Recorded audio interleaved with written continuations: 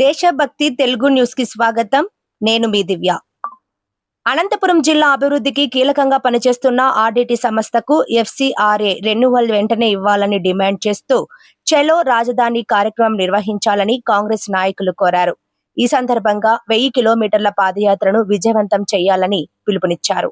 ఈ కార్యక్రమం కాంగ్రెస్ డీసీసీ ఉపాధ్యక్షుడు ఎం ఫిరోజ్ అలీఖాన్ ఆధ్వర్యంలో విలేకరుల సమావేశం నిర్వహించారు. ఈ కార్యక్రమానికి జేఏసీ ముఖ్య అతిథులుగా vice chairman Nawaz Zakir Hussain, JAC నాయకుడు ఎంఎస్ బోయ ఆదినారాయణ హాజరయ్యారు.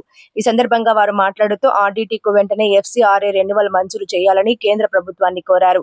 అనంతపురం జిల్లాలో అభివృద్ధి కార్యక్రమాలు కొనసాగేందుకు ఆర్డిటి సంస్థకు వెంటనే ఎఫ్సిఆర్ఏ రెన్యువల్ మంజూరు చేయాలి నాయకులు ప్రభుత్వాన్ని కోరారు. ఈ సమావేశంలో కాంగ్రెస్ సీనియర్ నాయకులు శ్రీనివాసులు, లాలూ ప్రసాద్, ఇర్ఫాన్, థామస్, బాలరాజ్ పాల్, మహిళా సీనియర్ నాయకురాలు లతా పాల్గొన్నారు. ప్రాణాలను అర్పిస్తాం, ప్రాణాలను అర్పిస్తాం, ప్రాణాలను అర్పిస్తాం.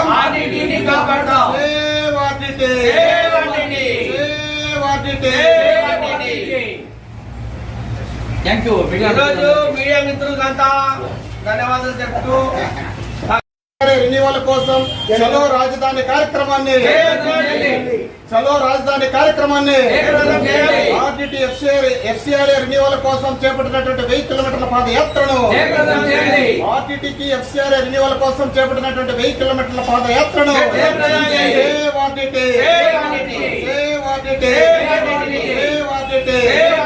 ప్రాణాలను అర్పిస్తాం, ప్రాణాలను అర్పిస్తాం, ప్రాణాలను అర్పిస్తాం.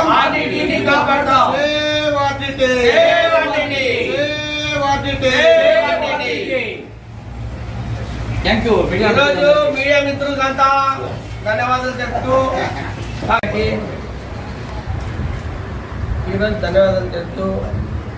ఆర్డిటి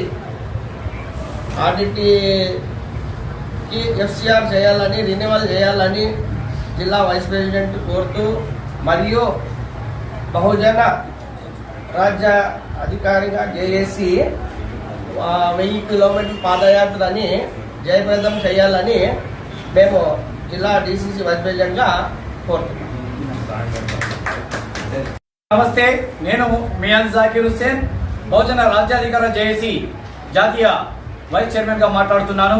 ఈరోజు చాలా బాధాకరమైనటువంటి విషయం. అనంతపురం జిల్లా సంయుక్త కదిరితో అంటే సత్యసాయి జిల్లాతో కలుపుకొని ఉన్నటువంటి బహుజన బడుగు ప్రజలందరికీ చాలా బాధాకరమైనటువంటి విషయం ఏంటంటే ఆర్డిటి రూరల్ డెవలప్మెంట్ ట్రస్ట్, ఈ ట్రస్ట్కు రాజకీయ రంగు పులిమి కొంతమంది మత మార్పులు చేస్తుందనే ఆలోచనతో కేంద్ర ప్రభుత్వానికి కంప్లైంట్లు పెట్టి ఎఫ్సిఆర్ఐ అంటే ఫారిన్ ఫండ్స్ రావడానికి ఎఫ్సిఆర్ఐ అంటారు, దాన్ని నిలుపుదల చేయడం చాలా బాధాకరమైనటువంటి విషయం.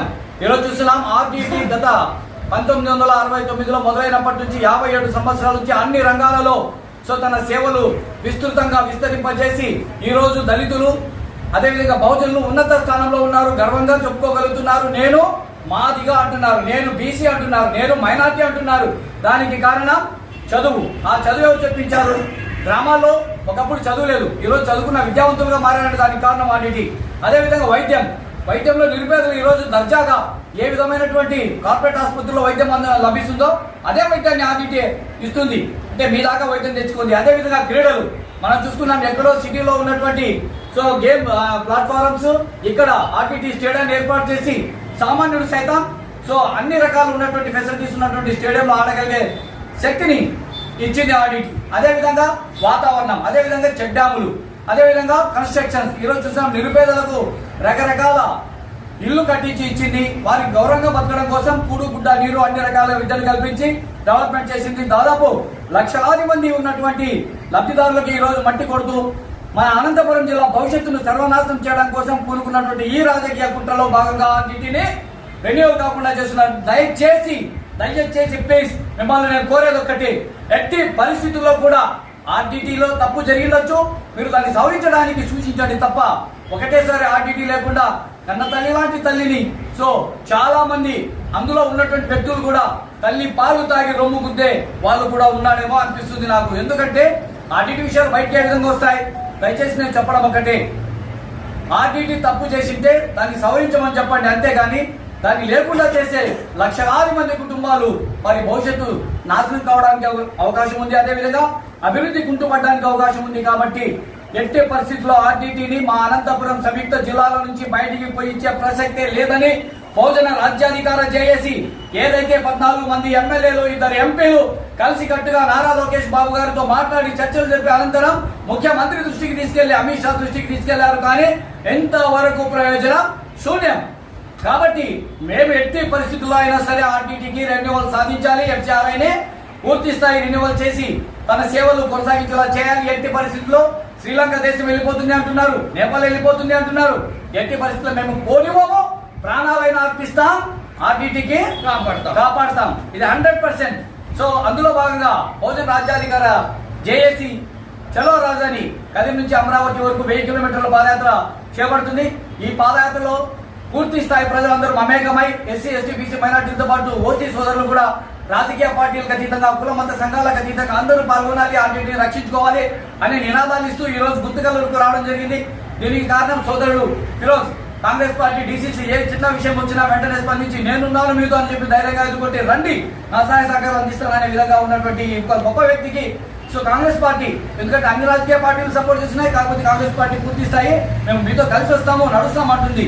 కాబట్టి నేను కోరేది ఫిరోజ్ గారికి ప్రత్యేకమైన ధన్యవాదాలు. అదేవిధంగా ఇక్కడ ఉన్నటువంటి కాంగ్రెస్ పార్టీ నాయకులకు, మహిళా నాయకురాలకు ప్రత్యేకమైన ధన్యవాదాలతో ఫిరోజ్ గారు సో మాకు ఇక్కడ పిలిచి ఈ ప్రెస్ మీట్ అరేంజ్మెంట్ చేసి ఆర్డీటీకి జరుగుతున్న అన్యాయాన్ని ప్రజలకు తెలియజేస్తూ మీడియాను కూడా పిలిపించి చెప్పిస్తున్నందుకు ఆయన ప్రత్యేకమైన ధన్యవాదాలు తెలియజేస్తూ ఆర్డీటీ కోసం చేస్తున్నటువంటి 1000 కిలోమీటర్ల పాదయాత్రలో సో గుంతకల్ నుంచి చుట్టుపక్కల ప్రాంతాల నుంచి కూడా ప్రతి ఒక్కరు కూడా వచ్చి జయప్రదం చేయాలని, అదేవిధంగా మీడియా మిత్రులకు ప్రతి ఒక్కరికి పేరు పేరున ప్రత్యేకమైన ధన్యవాదాలతో ఆర్డీటీని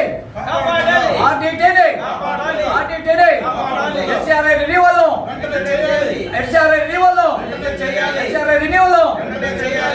జై హింద్. మీడియా మిత్రులకు నమస్కారం. నా పేరు ఎంఎస్ సాధనారాయణ. నేను బహుజన రాజ్యాధికార జేఏసీ రాష్ట్ర అధ్యక్షులుగా పనిచేస్తున్నాను.